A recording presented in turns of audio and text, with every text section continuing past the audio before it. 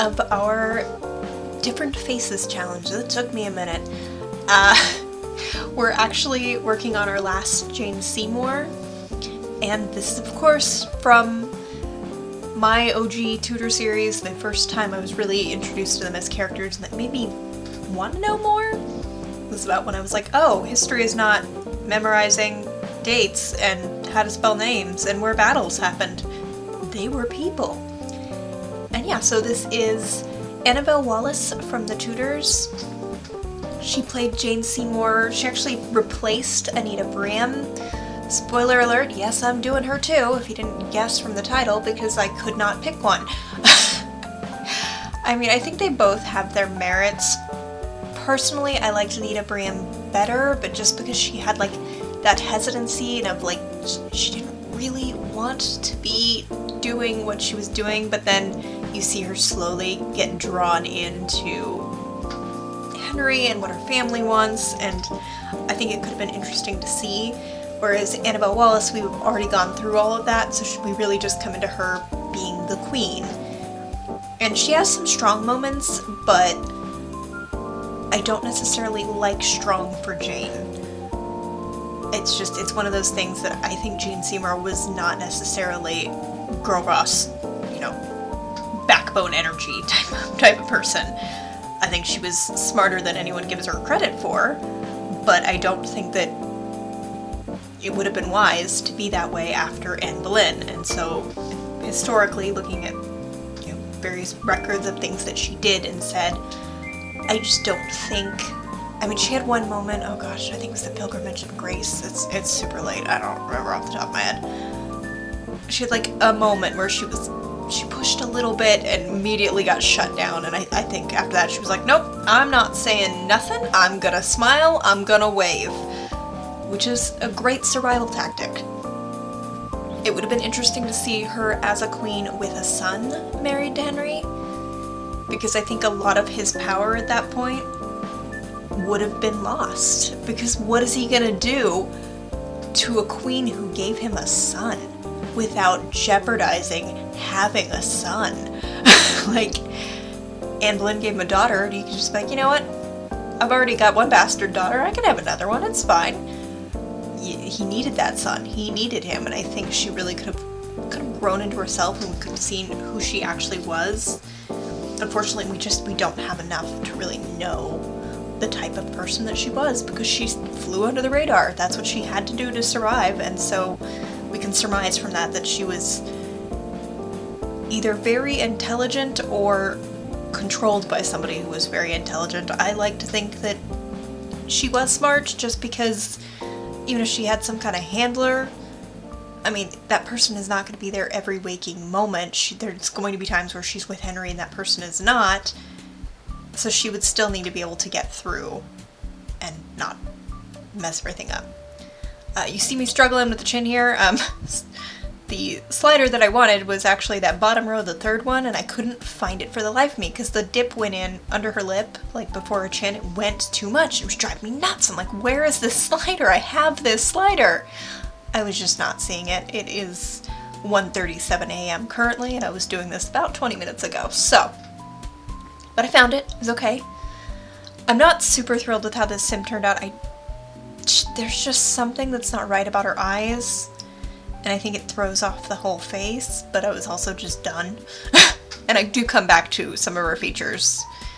Even when I'm like doing final touches, I go back and I poke at it because it's just not necessarily perfect, but I think she's close enough, and I could spend another hour or two really fiddling with her, but I don't need to do that. I don't need that frustration in my life. For her look, I decided to base it on the most common look we kind of saw for her in the show, which was like half up, half down, curls, weird type of tiara on her head, and, bad costume jewelry, and non-historically historically accurate is a bad term. Historically authentic, I think would be, I've been hearing, like, historical, I don't know, they're not really costumers, they just like Bernadette Banner, like, they make clothing from other eras, and I heard a couple of them say different terms. I think it's historically authentic. I don't know. Again, tired. So yeah, I go with this hair. Problem with this hair is none of the tiara crown things that I wanted to use fit the hair. They all floated on top of it. I actually have this problem a lot with tiaras. Because I love the meshes, it's too high for most hair. So I can't use them. Which for the Tudors, it's perfect because they all wore ridiculous things in their head. Like, they did not care. They all wore some type of crown, tiara, nonsense on their head. It looked like Party City. It was fine. But I did this first one, I actually ended up going back to it. That was the closest that I could get. And then I found some kind of obnoxious looking pearls. And then, I can't remember what dress I put on her, because in the image I was looking at in particular, she was like in a dressing gown type of thing, and I'm like, that's okay choices, but yeah. And she actually didn't suffer too much from, I think of Rain whenever I think of like bad costuming choices or bad makeuping choices. Makeuping, is that a word? That could be a word. It should be a word. But like when they make a choice that they probably didn't want to make, but like producers told them, hey, she needs a lash and she needs a push-up bra, and like things that just, I guess, kind of thing. As you can see, I flopped it over there to show you what we were dealing with. But yeah, I noticed with the Tudors, they actually weren't so bad with like makeup. Like, I don't know why I remembered them with like full-on mascara and lipstick, but they really didn't seem to be wearing, like, they definitely didn't have like full-on lashes on and things. And you can't tell, I don't see any eyeshadow, doesn't mean they're not wearing it, but they really strove for like a natural makeup look. And I include the word makeup there because they were not barefaced. Like, I know it's kind of a meme on the internet. They're like, oh yeah, I want a girl with a natural look, and it's a picture of a girl wearing eyeliner and lashes and lip gloss and foundation, and you're just like, okay, I don't think that word means what you think it means. The Tudors didn't actually seem as bad as I thought they were. I still wanted to put some like eye makeup on them, just because that's how I remembered it, and I was already committed to the costume. Good, yeah, see, I'm still fiddling with her face, because she's a very interesting face, but it's just, something was wrong. I was very annoyed that something was wrong, and I just couldn't.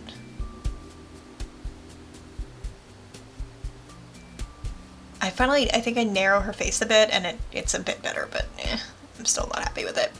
Okay, now we are on to Anita Brian. I can't remember why she was replaced. I think it was a scheduling conflict thing. Again, she's kind of my preference.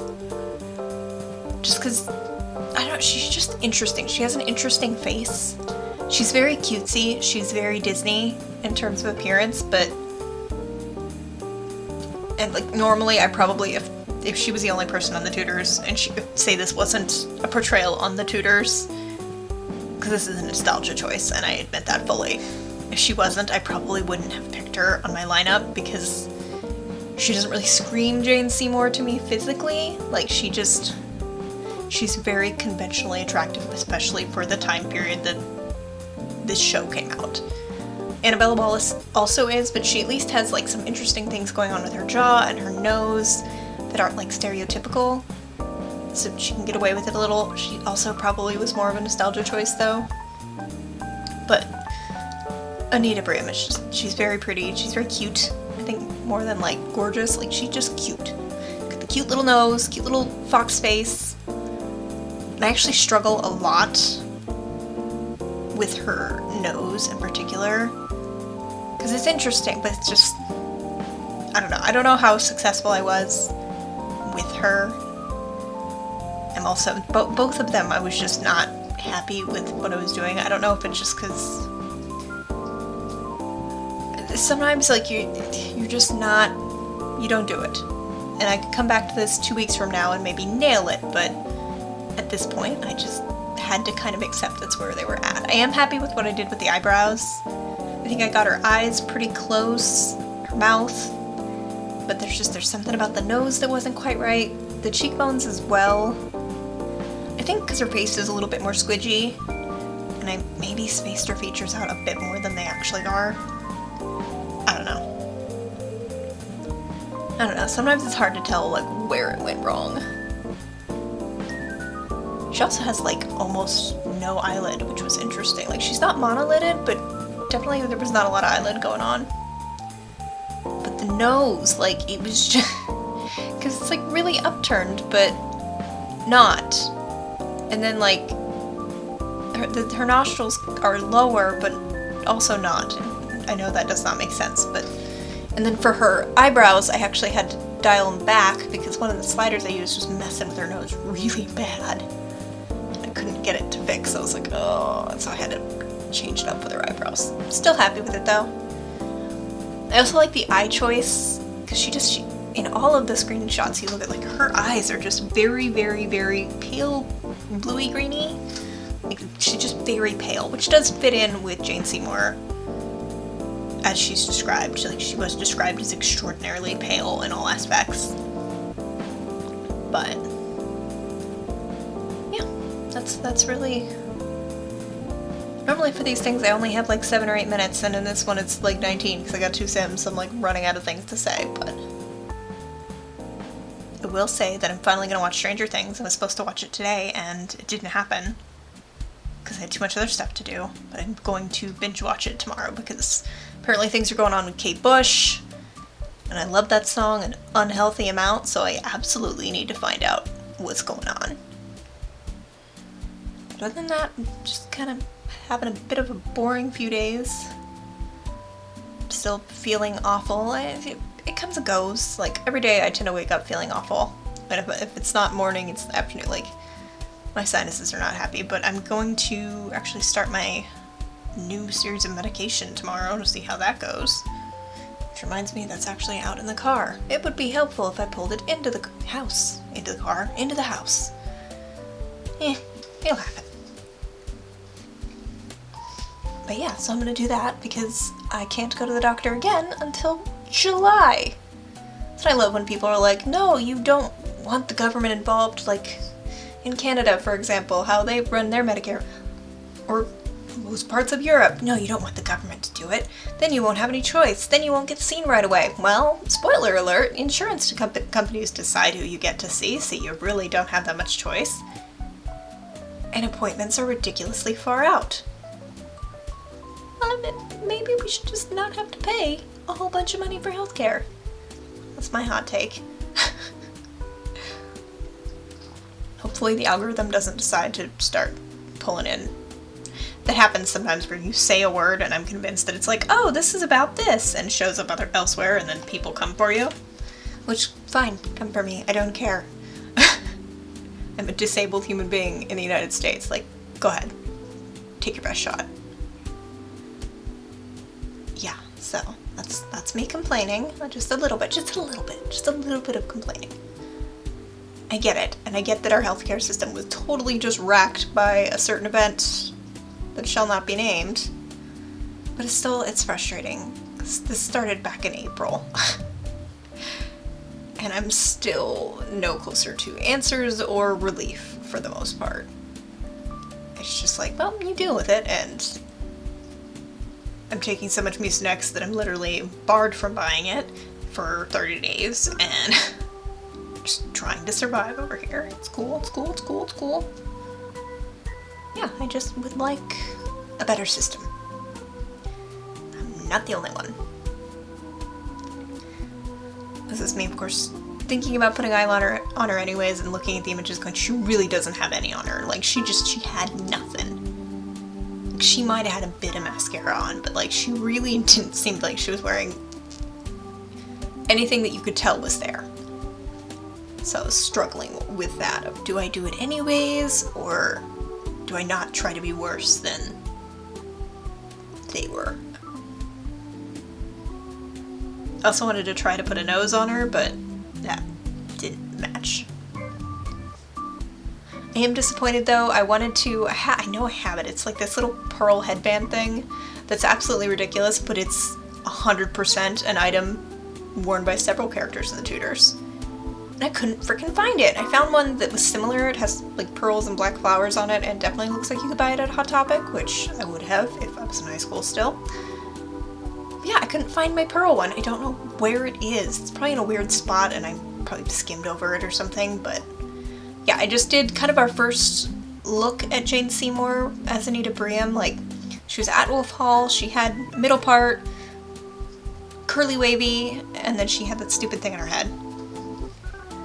I think I go with this hair. It's not as curly as her hair was in the scene, but it has that feeling, and I got tired of scrolling through my hairs. Sometimes it'd be like that. You're just like, I don't want to go through all of these hairs. I'm done. I'm tired, I'm done. This is what we're doing. I'm looking now to see if I can like spot that stupid headband. I mean, it's not, that piece of CC is beautiful. It's the fact that they wore it in the Tudors. I'm just like, why would you put that on their heads? It looked cheap, and some parts, like, you could see where it was bent, so they weren't even straight, and I'm just like, why do you hate me? Why? This is a crime. But that's the thing I got in her head's close enough. Same feeling. And then I put I think the same necklace on this one as I did on the last one. And then she was like in a very flowy, maidenly, white embroidered type of dress. It's kind of hard to see because it's candlelit, allegedly, in the scene. So I just picked a dress that I really like. But overall, I'm satisfied with both of them. I think they're close enough. And with this, we're going to finish out with our Jane Seymours, which means up next will be the genetics portion where we cross all of them to Henry. And then after that, we can actually get started on, believe it or not, someone who I was more excited to do, which is Anne of Cleves. I don't know how many options I have, I haven't looked yet, but I'm really excited to do Anne of Cleves. I don't know why. I genuinely don't know why. I think she survived, and I'm just like so proud of her, even though it's luck of the dice, but I'm excited to do her. That said, definitely give this video a like if you enjoyed it, and I will see you in the next one.